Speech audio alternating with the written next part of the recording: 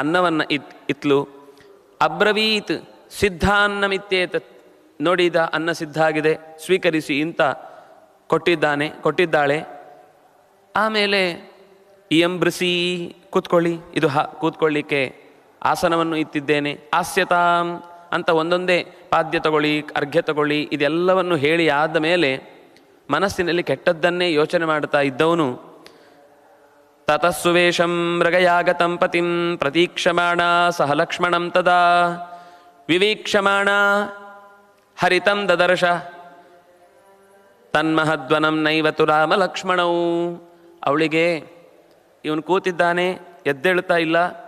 ಹೊರಗೆ ಬಂದು ಬಾಗಿಲಿನ ಹತ್ರ 3-4 ಸಲ ನೋಡ್ತಾಳೆ. ರಾಮ ಬನ್ನ, ಲಕ್ಷ್ಮಣ ಬನ್ನ, ಇವನೊಬ್ಬ ಬಂದಿದ್ದಾನೆ, ಏನೇನೋ ಮಾತಾಡ್ತಾ ಇದ್ದಾನೆ.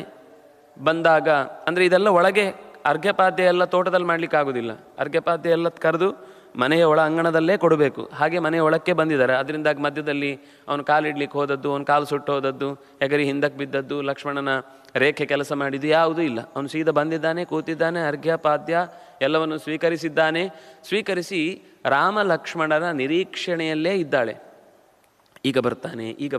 ಈಗ ಬಂದು ಈ ಅತಿಥಿಯನ್ನು ನಾವು ಸೇರಿ ಪೂಜೆ ಮಾಡಿದರೆ ಅದು ಸಾರ್ಥಕವಾದದ್ದು. ಇನ್ನು ಅವಳ ಮನಸ್ಸಿನಲ್ಲಿ ಅನ್ಯಾಯ ಆಗುತ್ತೆ, ಅಪಾಯ ಇದೆ ಅನ್ನೋದೇನು ಯೋಚನೆ ಮಾಡಲಿಲ್ಲ. ಅವರು ಬಂದರೆ ಇವನಿಗೆ ಇನ್ನಷ್ಟು ಇವನು ಖುಷಿ ಪಡ್ಬೋದು, ನಮ್ಮ ಯಜಮಾನನೂ ಖುಷಿ ಪಡ್ತಾನೆ. ಲಕ್ಷ್ಮಣನು ಈ ಆತಿಥ್ಯದ ವಿಷಯದಲ್ಲಿ ತುಂಬ ಆಸಕ್ತ ಆದ್ದರಿಂದಾಗಿ ನಿರೀಕ್ಷಿಸ್ತಾ ಇದ್ದಾಳೆ. ಇಷ್ಟು ನಿರೀಕ್ಷಿಸುವಾಗ ರಾವಣ ಅವಳನ್ನು ಮತ್ತೆ ಮಾತನಾಡಿಸ್ತಾನೆ.